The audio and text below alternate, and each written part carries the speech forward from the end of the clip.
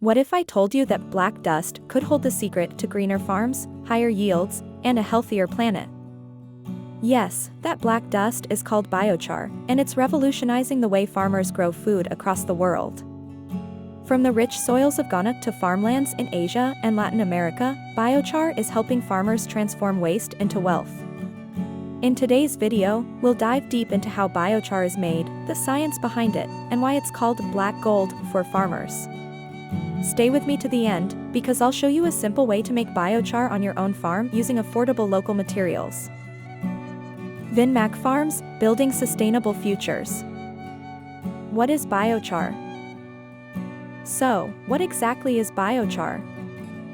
Biochar is a form of charcoal made from plant or animal waste through a process called pyrolysis, which means heating organic material in the absence of oxygen. Unlike regular charcoal used for cooking, biochar is produced for one main purpose: improving soil health. When added to soil, biochar acts like a sponge. It holds water, nutrients, and beneficial microbes that plants need to thrive. It doesn't break down quickly, which means it can stay in the soil for hundreds, even thousands, of years, storing carbon and reducing greenhouse gases in the atmosphere. In short, biochar is nature's way of recycling carbon while improving the productivity of your farm. A short history of biochar. The story of biochar isn't new. In fact, it goes back over 2,000 years to the Amazon basin. Ancient farmers created what's now called terra preta, or black earth, dark, fertile soil made rich by charcoal, bone, and organic waste. Centuries later, scientists discovered that these soils remain fertile, while the surrounding soils are poor and acidic. The secret? Biochar. Today, researchers and farmers are readopting this ancient wisdom, blending traditional knowledge with modern technology to fight soil degradation and climate change. Materials needed to make biochar. You don't need expensive tools to make biochar. The beauty of this process is that it turns farm waste into something valuable. Here's what you'll need. Feedstock: dried organic material like maize stalks, rice husks, coconut shells, sawdust, groundnut shells, or even cow dung. A kiln or pit: you can build one using an old oil drum, clay, or dig a simple pit in the ground. Fire source: charcoal, firewood, or any local biomass to start the heating process. A cover or lid to limit oxygen entry. This ensures pyrolysis, not complete burning. Water or sand, used to cool down and stop the process once the biochar is ready. Always remember, the key is controlling oxygen. Too much oxygen, and your material turns to ash. Too little, and it won't carbonize properly. The step-by-step process of making biochar. Step 1. Prepare the feedstock. Dry your materials completely. Moisture slows down the carbonization process. Step 2. Load the kiln. Fill your drum or pit with the dry feedstock. Do not compress too tightly, air pockets help even heating. Step 3. Start the fire. Light the fire from the bottom or through a side opening. As the heat rises, the material begins to decompose and release gases. Step 4. Control the oxygen. Once the fire catches, cover the drum or pit partially to limit oxygen. This ensures pyrolysis, the thermal breakdown without burning.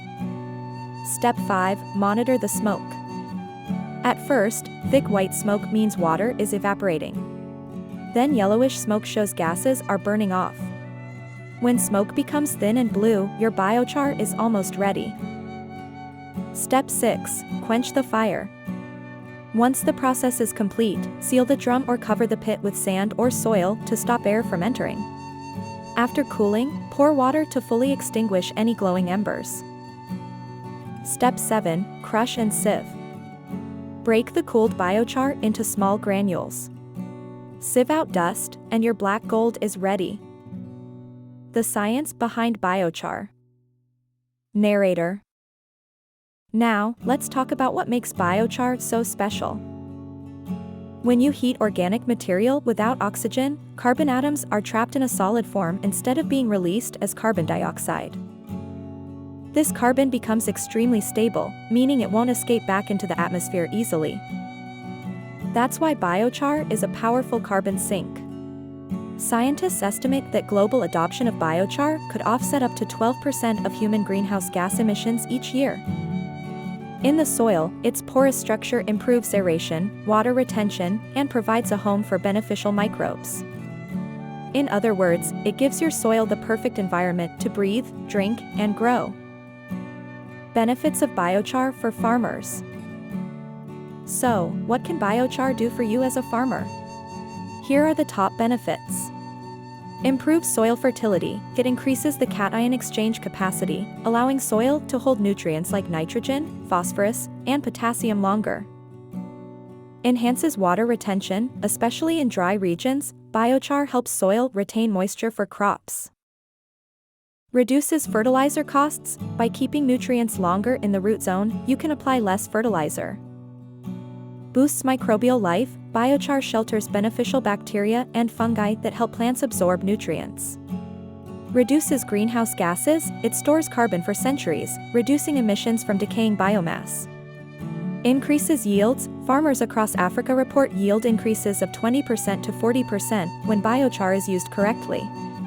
With results like these, it's no wonder biochar is being called the farmer's black gold. Biochar in Africa and Ghana.